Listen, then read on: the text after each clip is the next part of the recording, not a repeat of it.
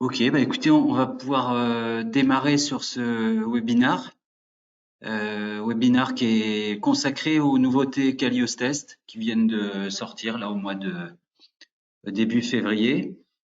Alors, donc tout d'abord, je me présente. Donc, je m'appelle Gilles Auvray. Je suis expert en automatisation des tests. Hein, c'est un sujet sur lequel je travaille depuis pas mal d'années et j'ai fondé cette plateforme Kalios Test dont on va voir les évolutions aujourd'hui. Alors pendant le webinaire, hein, si vous le souhaitez, vous pouvez poser des questions, il y a pas de souci. Vous pouvez également me joindre par mail. Hein, si après le webinaire, alors je vous enverrai l'enregistrement, mais si vous avez des questions, bah surtout vous n'hésitez pas à me contacter. Alors les nouveautés de février 2024 concernent tout d'abord l'exécution des tests. Puisqu'en fait, désormais, avec Kalios Test, précédemment, on pouvait exécuter les tests sur plateforme Windows et maintenant, on peut exécuter les tests sur des plateformes Linux, Mac également, et on peut exécuter les tests sans affichage des écrans. On verra ça tout à l'heure dans la démo.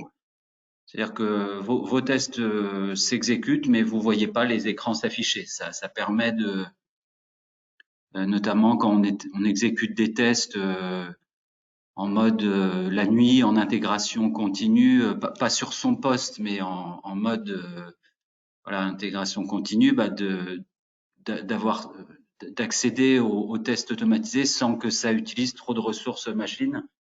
Le mode headless est fait pour ça. On a une deuxième fonctionnalité qu'on a développée, qui est une fonctionnalité qui va permettre de simuler des exécutions, plusieurs exécutions simultanées. C'est-à-dire que le but, c'est, alors avec Kalios, vous pouvez faire des parcours de test. Précédemment, on pouvait exécuter une fois le parcours.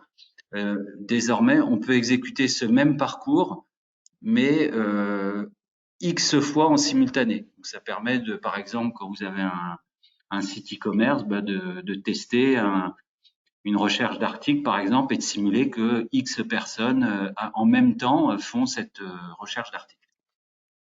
Ensuite, on a le monitoring, qui est également une nouvelle fonctionnalité, où là, l'idée, c'est d'exécuter en production un ou plusieurs parcours. Et lorsque le parcours n'est pas disponible, ou lorsque le parcours dépasse un certain temps de réponse qu'on va définir dans le parcours, je vous montrerai ça tout à l'heure, s'il y a un problème de perf ou un problème de disponibilité, automatiquement, vous aurez une alerte qui sera envoyée par mail. Et enfin, on a également fourni avec l'outil aujourd'hui un mode d'accès à notre plateforme. Alors, je dirais pas la plateforme, mais plutôt le moteur en fait d'exécution Kalios, qui comprend un certain nombre d'actions pour cliquer sur des liens, sur des objets, pour saisir. Enfin, il y a pas mal d'actions euh, qui sont fournies dans Kalios Test. Et aujourd'hui, on a deux façons d'utiliser ces actions, soit via Kalios Test en mode no code, c'est-à-dire qu'il n'y a pas besoin de connaître, de savoir développer pour utiliser ces actions. Mais maintenant, on peut également utiliser ces actions en mode codage dans un IDE type Eclipse ou IntelliJ, enfin, n'importe quel type d'IDE. Donc ça également, je vous montrerai ça. Donc là, l'idée, c'est qu'on a voulu aussi élargir un peu l'utilisation de la solution Kalios aussi aux développeurs qui peuvent avoir un intérêt à faire des tests, on va dire, plus développeurs et puis en parallèle, faire des tests plus métiers avec une plateforme no-code où là, on va cibler plutôt des profils testeurs fonctionnels, métiers et pas développeurs. Alors, donc on va faire une petite démo des différentes fonctionnalités.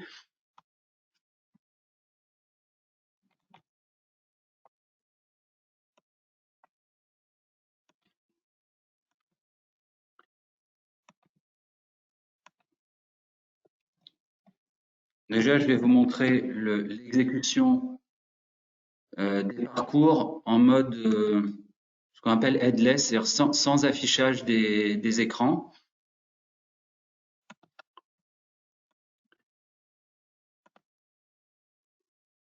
Donc là, vous avez des exemples. Ici, c'est des parcours. Alors là, je ne vais pas vous montrer comment on crée des parcours, hein. C'est vraiment un webinaire qui est axé sur les nouveautés. Si vous souhaitez, hein, vous n'hésitez pas à me solliciter pour une démo un peu plus, je dirais, de fonctionnement de l'outil. Je suis vraiment disponible pour faire cette démo. Donc là, vous voyez par exemple ici, on a un parcours où on va sélectionner un article sur un site web. Donc le site web, c'est ce site ici, avec la possibilité d'acheter des articles. C'est un site de démo d'automatisation, mais qui est vraiment très proche de ce qu'on trouve sur un site réel. Voilà, donc ensuite on peut sélectionner des articles, ensuite choisir des tailles, des couleurs, l'ajouter au panier. Donc là ici, ce parcours-là, il a été créé dans Calios. Vous trouvez ici les différentes actions. Et ça va jusqu'à la vérification du montant du panier. Ici, voyons vérifier que la valeur order total vaut 77, puisqu'en fait c'est ce qui va apparaître dans le panier. Donc on fait tout ce parcours-là et puis à la fin on vérifie que le montant order total il est égal à 77. Donc le test se termine par cette vérification. Donc ça, je vais exécuter ce parcours-là. Alors déjà, je vais vous l'exécuter. Vous voyez ici, il y a une option headless. Pour l'instant, elle n'est pas cochée. Donc c'est-à-dire qu'on va exécuter le parcours avec affichage des écrans. Donc là, vous allez voir le site s'ouvrir et puis les différentes actions, les clics sur les liens, sur les icônes, etc. se réaliser. Et puis aussi la vérification du montant. Là, le site va s'ouvrir. Alors là, quand on est en mode affichage des écrans, en général, on laisse le poste travailler, hein. Par contre, quand on est en mode sans affichage des écrans, c'est un mode où on peut faire autre chose sur son poste en même temps, ça perturbe pas l'exécution du test. Donc là, vous voyez, on voit, en fait, quand il flash en orange, c'est les objets qu'il détecte. Et une fois qu'il les a détectés, il fait l'action qui est demandée dans le test. Donc, par exemple, un clic ou une saisie ou une vérification. Donc là, il sélectionne la taille XS, la couleur, il ajoute au panier. Ensuite, il va ouvrir le panier.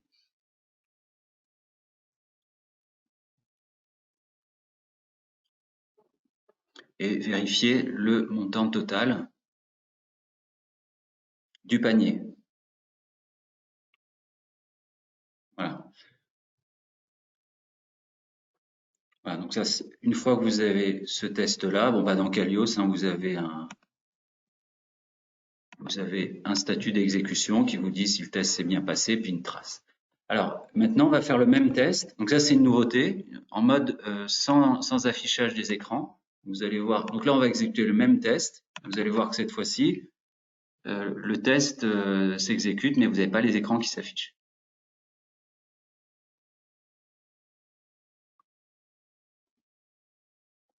Donc ça peut être utile, surtout alors quand on exécute un test sur son poste, mais surtout quand on exécute un test sur un serveur, par exemple, un test ou plutôt un plan de test, c'est-à-dire toute une série de parcours qu'on va exécuter par exemple tous les soirs sur un serveur Linux.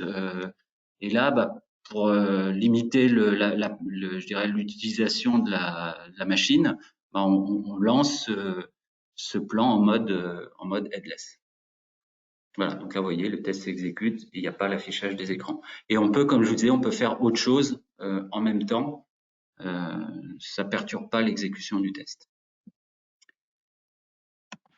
Alors, voilà, donc ça c'est la première évolution. Et ça, cette fonction headless, hein, vous pouvez la faire sur Windows, sur Linux et sur Mac. C'est la même, cette fonctionnalité existe dans les trois plateformes.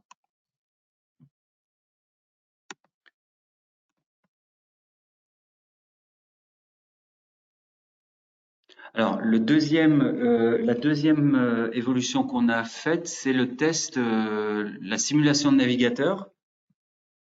Donc ici, Voilà, donc là, le test s'est terminé. Vous voyez, en mode headless, toujours pareil, vous avez le statut, la trace. Alors, deuxième évolution, la possibilité d'exécuter alors un plan de test en fait, hein, pour rappel, un plan de test, c'est ce qui permet d'exécuter X parcours. Donc là, vous mettez, l'idée c'est de mettre tous ces parcours pour faire des tests de non-régression qu'on va exécuter dès qu'il y a une évolution d'un site, on a la capacité à lancer automatiquement les tests de non-régression. Et donc ce plan de test, aujourd'hui, il y a un champ supplémentaire, vous voyez, qui est ici, qui permet de dire combien de fois on va exécuter le parcours. Donc là, j'ai un exemple simulation de charge où j'exécute la sélection d'articles, je vais l'exécuter en même temps 5 fois. C'est-à-dire que ça va simuler 5 personnes qui en même temps font de la sélection d'articles. Donc là, je vais l'exécuter en ligne de commande. Donc là, vous avez une option maintenant qui est l'option 3 qui permet de lancer le test de charge. Et donc là, je vais mettre le nom du plan de test, simulation de charge. Et quand je vais taper entrée, vous allez voir en fait que le test, il va se lancer et il va lancer en même temps 5 navigateurs. Alors là, je vais le lancer en mode, je vais retirer le mode headless. Le test de charge, on peut le faire soit avec affichage des écrans, soit sans affichage d'écran. Alors là, pour la démo, je vais le faire sans affichage d'écran, mais dans la réalité, si vous voulez faire un test qui simule plein de navigateurs, vaut mieux être en mode sans affichage d'écran pour justement limiter la ressource utilisée pour chaque navigateur. Donc là, pour l'instant, je vais le faire pour vous montrer l'exécution des simultanés, je vais le faire avec affichage des écrans. Voilà, donc ensuite, donc là, je mets le nom du plan de test, simulation de charge. On tape entrée. Et donc là, vous allez voir en bas les 5 navigateurs qui vont s'ouvrir et ensuite le robot qui, sur les 5 navigateurs, en même temps, va faire la sélection de l'article. Alors là, c'est vraiment, l'idée, c'est de faire en parallèle un plan de charge. On simule en fait un trafic et en parallèle, on lance un plan de test fonctionnel pour voir si le plan de test fonctionnel se déroule bien pendant l'exécution de la charge. Donc les deux se font en même temps et on exécute le plan de test fonctionnel.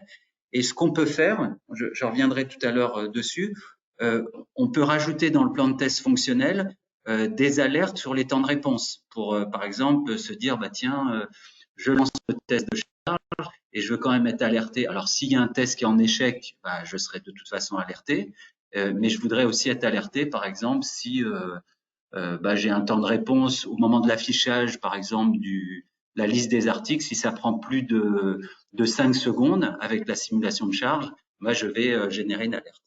Et à ce moment-là, dans le résultat du plan de test, vous aurez un warning qui vous alertera que le temps de réponse est dépassé. Donc là, vous voyez en bas, il y a les 5 navigateurs qui sont ouverts. Et vous allez voir à la fin, au fur et à mesure, ils vont s'arrêter une fois que le test. Voilà, vous voyez, ils s'arrêtent tous. Voilà. Le quatrième s'arrête et le cinquième. Voilà, donc ça, c'est le test de charge. Alors, ce qu'on a, voilà, donc là, le test se termine.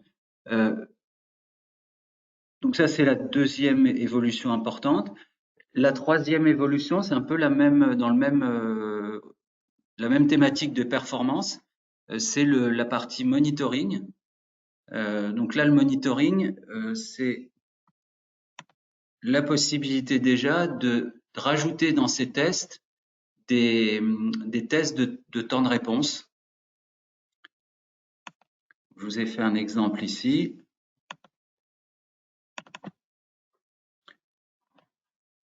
Donc là, par exemple, j'ai rajouté, donc on fait la sélection du Woman Top Jacket. Ensuite, une fois qu'on a sélectionné, donc ça équivaut à faire Woman Top Jacket, j'ai rajouté une alerte sur le temps que met la page qui est ici à s'afficher. Et je vais dire, si ce temps-là dépasse une seconde, je vais générer une alerte.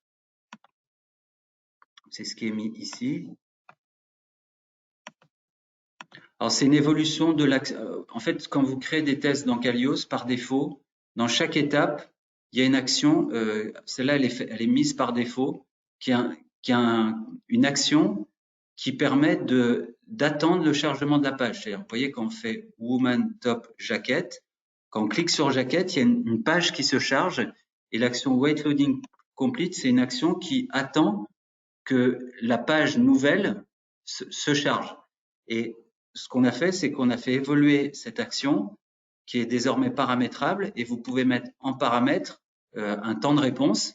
Donc là, j'ai mis 1, ça veut dire que si le temps de chargement dépasse une seconde, ça n'arrête pas le test, hein, le test se continue. Par contre, ça va générer une alerte. Et ce qu'on a également, c'est que vous avez dans un fichier de variables, vous indiquez le ou les mails qui vont recevoir l'alerte en cas de dépassement. Donc ça se fait ici.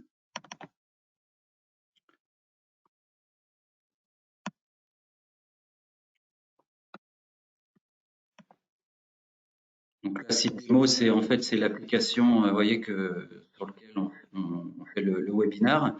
Et là, SiteDemo, en fait, c'est tout le code que génère Calios. En fait, Calios, ça génère tout le code de test et que vous retrouvez ici. Et dans ce code de test, bah, vous avez un répertoire qui permet de faire certaines configurations et dont la configuration, vous voyez ici, email. En fait, si vous renseignez rien, il n'y a pas d'email qui est envoyé. C'est-à-dire que vous aurez juste le warning dans la plateforme Calios Test en cas de dépassement. Et si vous mettez un ou plusieurs, vous pouvez mettre plusieurs emails. Et là, donc là, s'il y a dépassement, ça va envoyer un email à cette adresse. Donc, on va faire une exécution. Alors, comme c'est une seconde, normalement, ça dépasse ça met un peu plus d'une seconde à charger la page. Donc, on devrait avoir une alerte qui va être générée. Donc là, je lance le test de monitoring.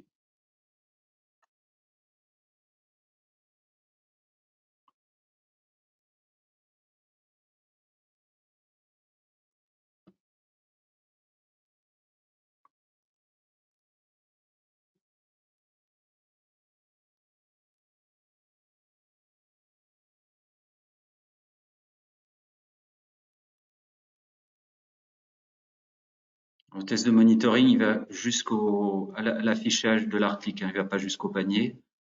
Donc là, voilà, donc on sélectionne les vestes pour femmes et on teste que cette page met moins d'1 seconde à se charger. Donc là, ça met un petit peu plus d'1 seconde normalement. On va regarder un peu la trace ici là. Je pense que oui, vous voyez, il a dit too much. Ouais, il a bien détecté ça mettait plus d'1 seconde. Je vais regarder ma messagerie.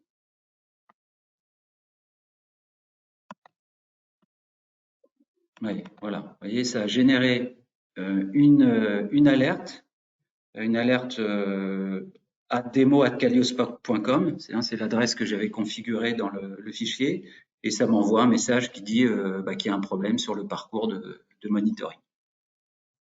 Donc ça, c'est la troisième fonctionnalité nouvelle. Et dernière fonctionnalité, donc c'est la possibilité d'utiliser le moteur Calios en mode codage. C'est-à-dire que, en gros, hein, pour synthétiser, c'est toutes ces parcours en fait que j'ai fait ici en mode sans code dans Calios. Hein, par exemple, ce qu'on avait exécuté tout à l'heure, c'était la sélection article, donc toute cette suite d'étapes. Tout ça dans la plateforme Calios, bah, je peux le faire sans coder.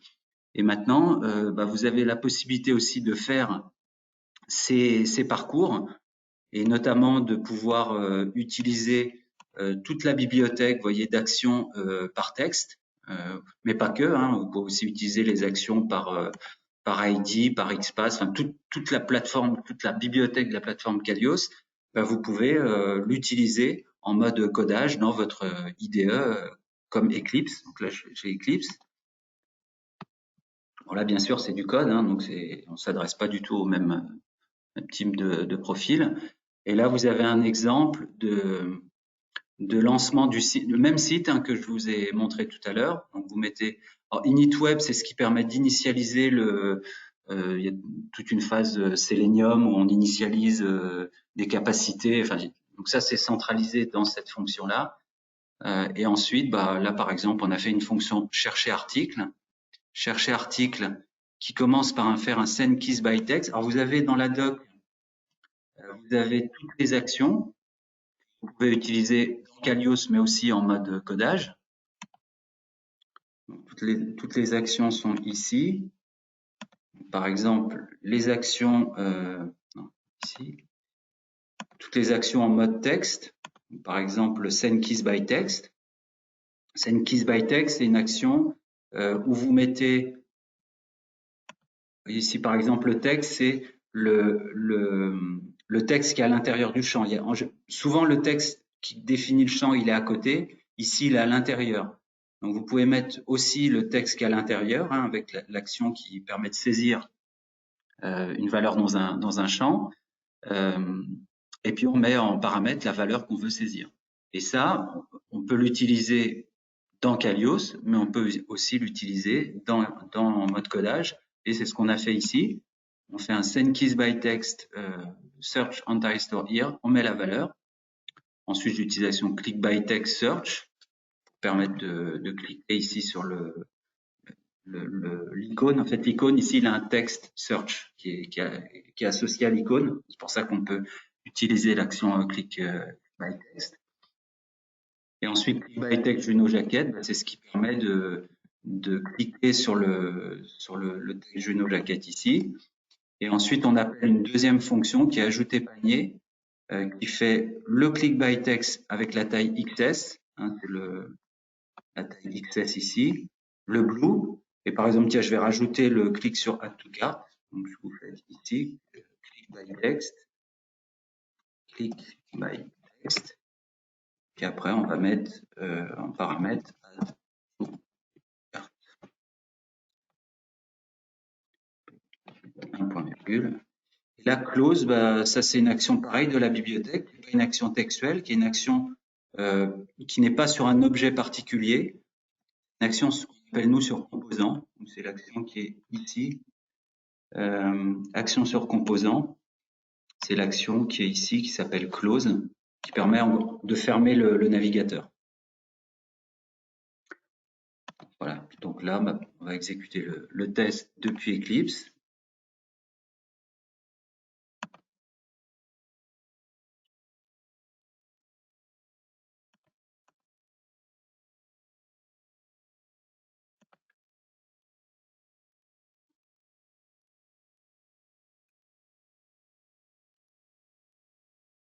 Voilà, donc le test s'exécute depuis Eclipse.